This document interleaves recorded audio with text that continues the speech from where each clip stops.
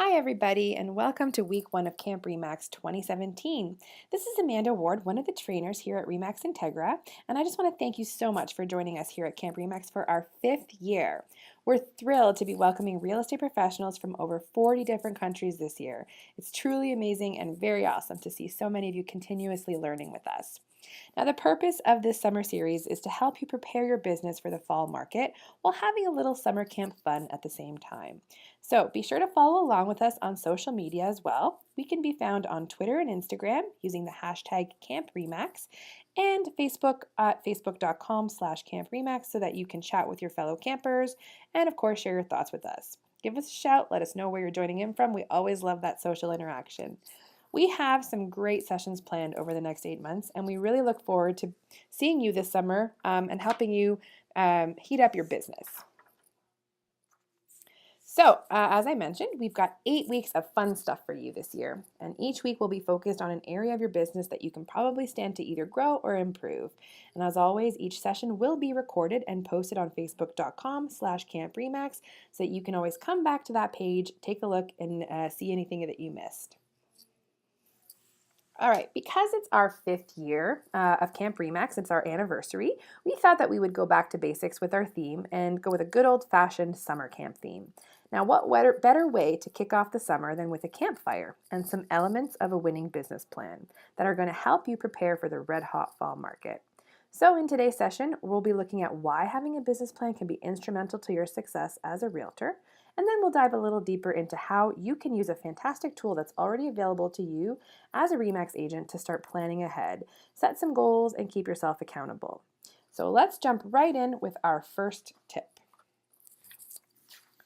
So I thought that we would start off today by talking about why it's important to have a business plan.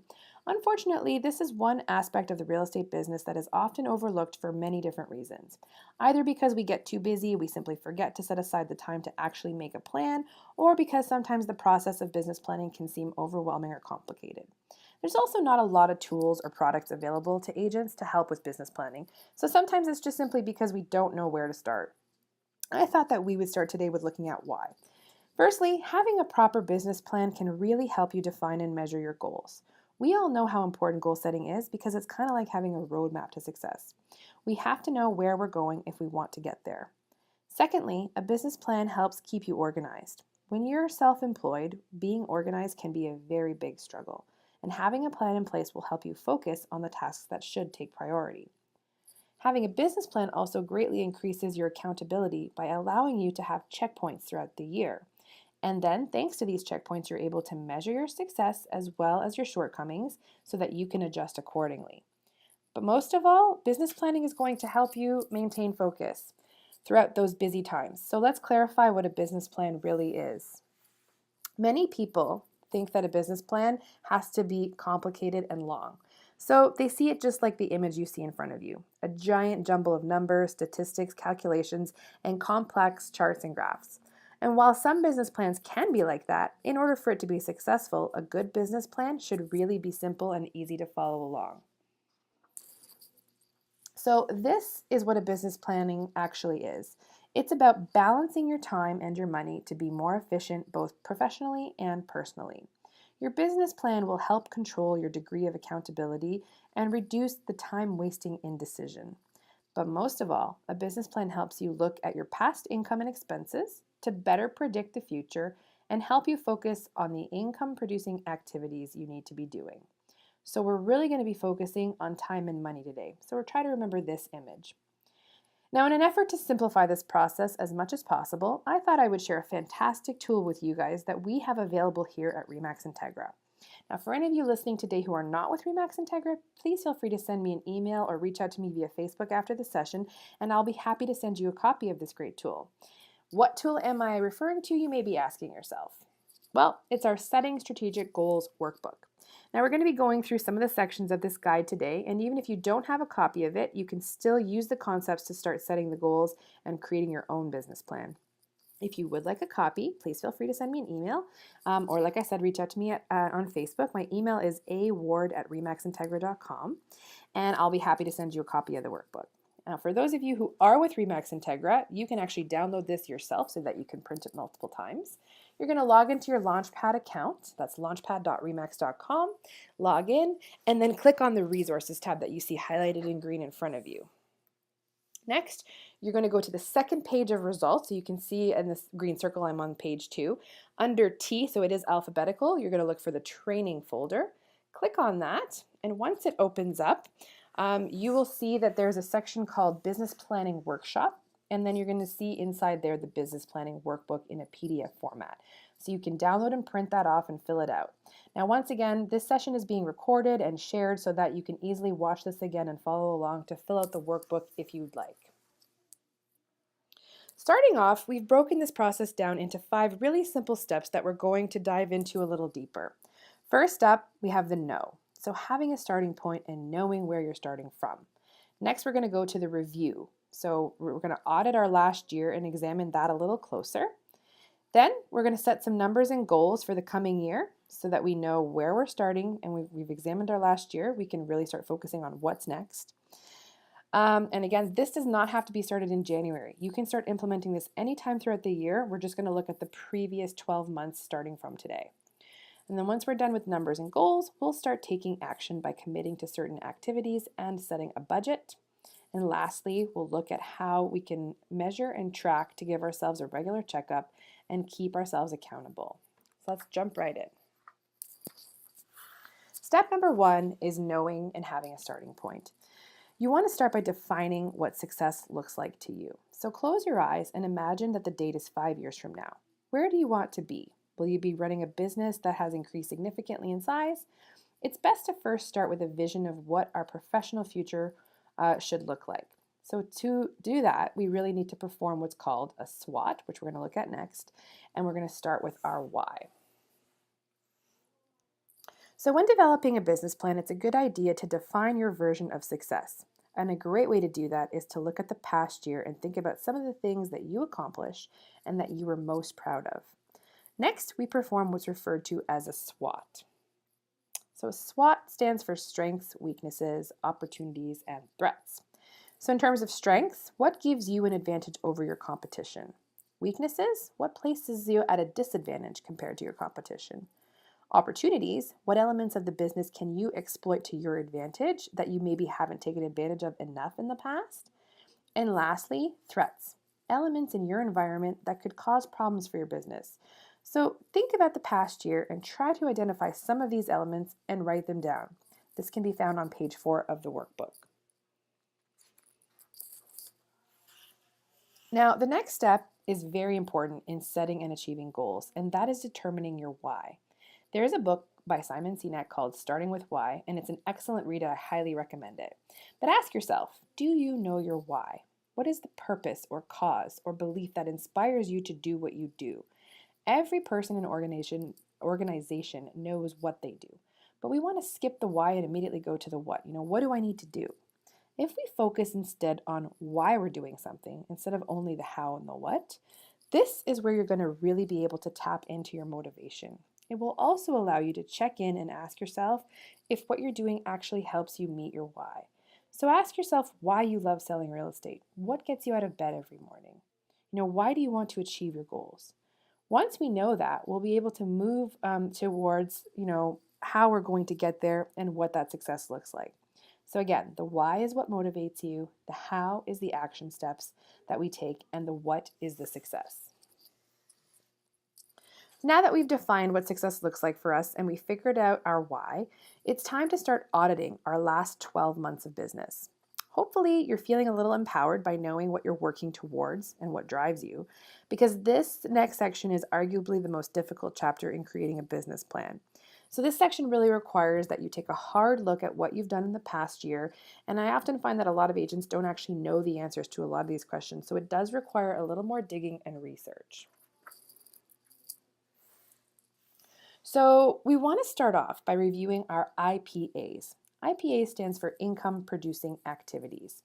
Take a look at all the deals you've closed in the past 12 months and figure out where those buyers and sellers came from. You can use a sheet like this and simply put a check mark in the appropriate section for each deal you did. Now, once it's all filled out, you'll have a really clear vision of where your clients came from so that you can determine which income producing activities are working the best for you. You may find that you thought a lot of your deals came from past clients, but when you actually examine it, maybe a lot of them actually came from referrals or open houses. So, as we move towards action plans, we want to use this as a cheat sheet to make sure that we're spending time on the right income producing activities. Now, in addition to reviewing our IPAs, it's important to look at our sales stats from the past year. So this will be, one of the most difficult parts of building a business plan, but it's going to be helpful for you to get a printout from your admin with the details of the transactions that you did in the last 12 months, or if you have a great accounting software, you may know a lot of this stuff. But once we have that information, we need to first really think back, how many listing appointments did we go on last year? Now, this is going to include the listings you took, as well as the listings that you may have lost. So don't forget about those. And that total amount goes at the top in the left-hand side where it says listing appointments. Now then think to yourself, out of those listings, how many sold? So how many listing sides did we sell? Then also ask yourself, how many deals did I do that where I represented buyers? So how many buyer ends did I do? That goes in the right-hand column under listing sold and buyer sales sold. From there, we can calculate our percentage of listings taken to listings sold, depending on how many that you didn't necessarily get or how many didn't sell. Next, we can calculate our total volume sold for both listings and buyers and calculate our GCI, or gross commission earned. And that's basically the amount of money that you make before taxes and splits. So we want to calculate our average sale price. To do that, you can add up all the sale prices that you had and divide that number by the amount of deals you did. This number goes in the yellow space that you see here under average sale price. We can also now figure out our average commission percentage. So calculate all the commission amounts that you charged and divide those by the amount of deals you did. So as an example, if we did 10 deals at 3%, and 5 deals at 2%, shown in the blue box here, we would do 3 times 10 for 30 and 2 times 5 for 10. So 30 plus 10 is 40 altogether. And we're going to divide that by 15 deals, which would be an average of 2.66%. So we would enter 2.66 in the pink box shown here. Now, lastly, if you want, you can also calculate your average days on market. It's not as important. It's just more for your own personal awareness to know how long it takes you to sell your average home in your area. So the next step is the review of our expenses from last year in order to project where we want to commit to spending money in the upcoming year. So while this section is not as difficult to calculate, or at least it shouldn't be if you guys have a decent accounting system, it does take some work. So we want to really break this down into items that we spend money on, like real estate board dues, licensing fees, insurance, marketing costs, for sale signs, etc. And once we do that, we can determine which of those expenses are going to remain the same next year and are not an option, as well as which of them are more fluid and offer us some options. So as an example, perhaps we spent $20,000 on print materials last year, but none of our business actually came from that print material.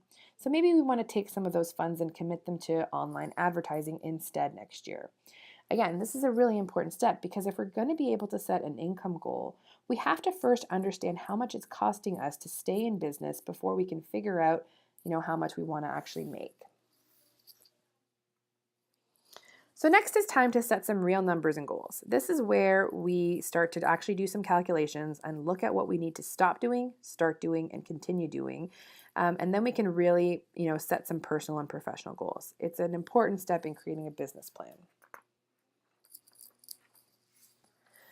So in terms of calculations, you will notice here that some of the colors come back from that previous page we were just looking at. We had already calculated our average sale price and our average commission percentage. So again, we had an average sale price of $300,000. That's taken from the yellow box on page 7, with an average commission percentage of 2.66%. Again, the pink box that we had on page 7. So we're going to transfer those numbers into here under yellow and pink. And then if we have those numbers, that would yield us an average gross commission of $7,980. That's basically just 2.66% of $300,000. So we write that number in the blue box. Then we have to deduct any splits with our brokerage as well as money we want to set aside for taxes. And that is going to give us our average net commission per transaction. So how much do we actually take home? That number goes in the green box. And now the next is the really important part, setting an income goal. So keeping in mind how many expenses you have, how much money do you want to make in the next 12 months? Let's just say that it was $100,000. We would divide 100,000 by the net transaction amount. So again, the $5,586 from that green box.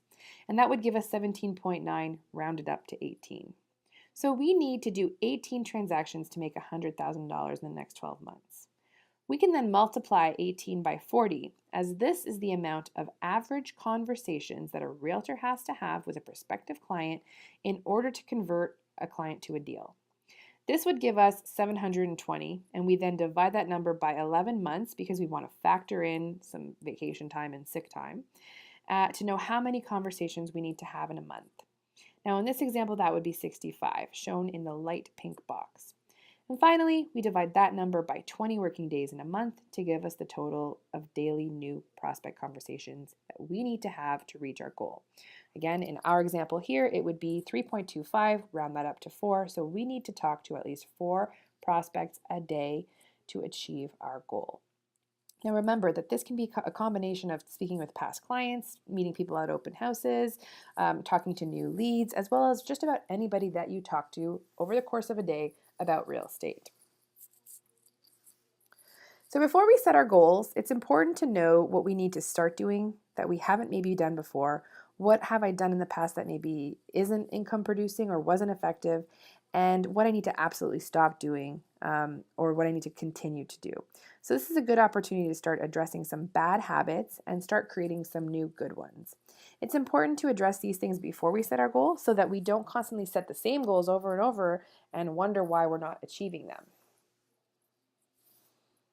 So now that we've really examined our past, calculated some numbers for the future, it's time to set some goals. Now it's important to set both professional and personal goals. It cannot only be about business and money. There really does have to be a balance. So try to remember your why that we determined earlier when you're thinking about your personal goals. And another important part of setting goals is assigning a realistic due date for each. It doesn't always have to be at the end of the year. You can break some of them up. It could be that you want to take a vacation in the first 6 months of the year, or that you want to have at least, 4 dinners with your family every week. So, it can be easy to simply set an income goal and give yourself to the end of the year, but try to push yourself a little outside your comfort zone and write down some real attainable goals to give yourself a timeline. There's a saying that I actually happen to really agree with and love, but it basically says, a goal with no timeline is really just a dream. And it's true. So we don't want to just be dreaming about these things. We want to actually be working towards them. And the way to do that is to give yourself a deadline. All right, the next step is to committing to take action. So we have to actually implement some potential new behaviors and activities if we want to achieve the goals we're setting. Let's fill out an action plan that we can commit to and look at, how an ideal day should be in our life, so that we can then focus on some of our marketing activities that are going to be in the right areas. What do I mean by that? Well, let's take a look. This is a simple way to look at how to organize your year. Now, with this action plan, you basically want to take your tasks and break them down into daily, weekly, monthly, and quarterly, because not everything you do needs to be done every single day, and not everything needs to be done even every quarter. So you can see that we've sort of broken this down for you. The top section are activities that you should probably have a daily goal for. The second section are weekly goals. The third are monthly goals, and at the very bottom, these are the things that can probably only be done quarterly. So this activity will allow you to time block, which is very important in our world. It's where time blocking is basically where you set aside a certain amount of time for a particular activity. And if we don't set aside that time for prospecting activities, our days typically fill up with all kinds of other things. And the next thing you know, you haven't had a prospect conversation in over a month. So here what we've done is given you some examples of some typical activities, things like adding contacts to your CRM, replying to your leads, sending out personal notes, all these kinds of things. But you can feel free to add your own to this list as well if there's something that hasn't been included here. So there's some blank spaces on page 13 of this workbook. Next up, it's a good idea to take a look at what your ideal day looks like. So what I mean by that is if you had absolutely no interruptions, which I know is very, very unlikely to happen, but what would that day look like? Now, keeping in mind the 80-20 rule, and that is that you will find 80% of your results are going to come from 20% of the activities you do. So the most important activities you want to make sure you're prioritizing and scheduling in there. You don't want to be spending 80% of your time on the things that are not even producing any results for you. We also have to remember that while there's 24 hours in a day, you are a human being and you need to sleep and eat and spend time with family. So you want to start by blocking the time for those things that are most important. Now, here's an example of one that I filled out. So once those important things are accounted for, you may be only left with 8 or 9 hours a day. That's where we want to break down the administrative work that we need to do, the time that we spend on learning and professional development, and of course, our most important, income producing activities. So you can actually color in the pie chart in the workbook. And the nice part is that it gives you a real visual representation of an ideal day. You can also use an online tool. This is an online chart creator that I use to fill this one out called rapidtables.com. So you can pin this up somewhere in your office as a good reminder on how to spend your time wisely. And then we have another worksheet that's going to help you break down what makes up those important buckets of time that we just looked at on the pie chart. So we've broken this down into 4 categories, and it's important that you make time for each of these on a daily basis. So first, again, we have those IPAs, income producing activities, that we identified earlier. These are things like prospecting, showing homes, doing open houses and cold calling, door knocking, all those things. So these we list under IPAs.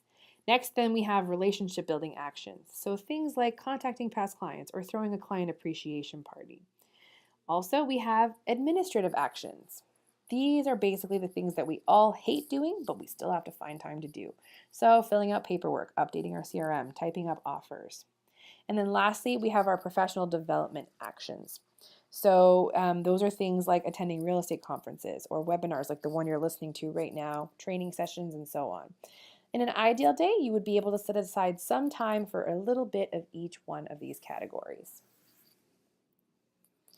And now that we're at our last section, number 5, which is measuring and tracking. At this point, we're going to recap a little of what we've done so far. We've defined our success, we've figured out what our why is, and we've reviewed and audited our past year of sales and expenses and our IPAs.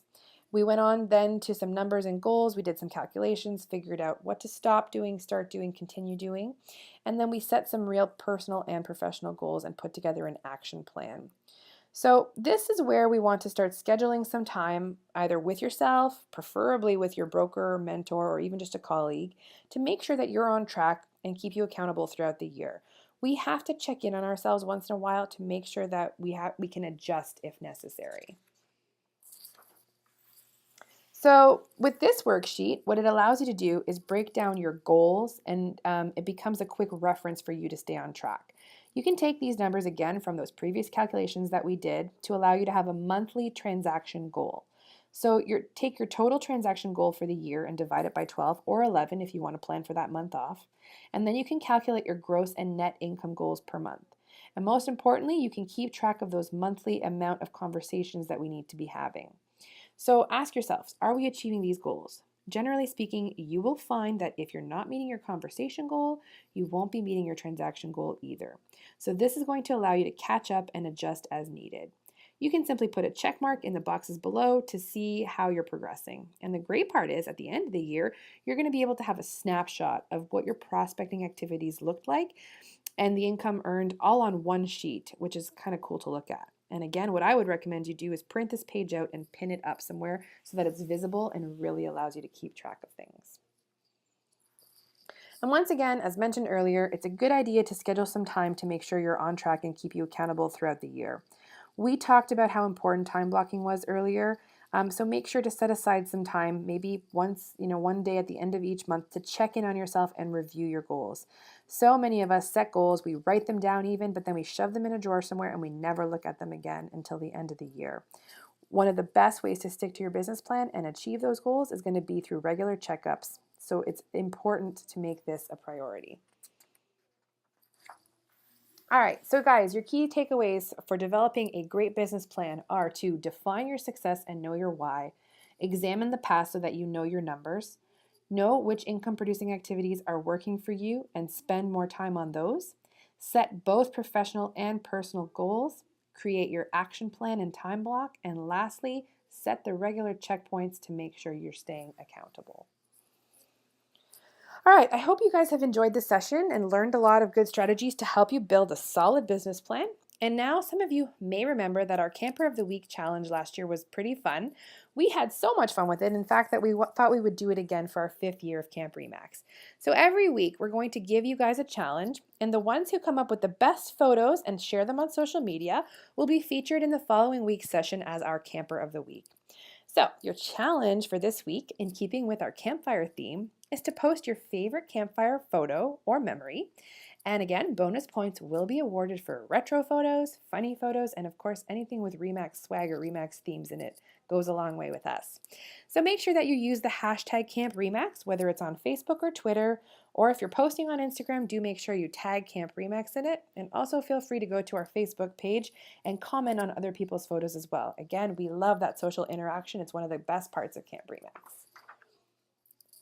So again, hope you've enjoyed the session. We look so forward to seeing you again next week, same time, same place, and the word for next week is fishing. And we're going to be talking about great tips for lead generation, which is a huge, crucial part of our business. So Michelle's going to be talking to you about some really cool stuff. It's going to be great. I think you guys are going to love it. So have a great week, and we look so forward to seeing you again next week.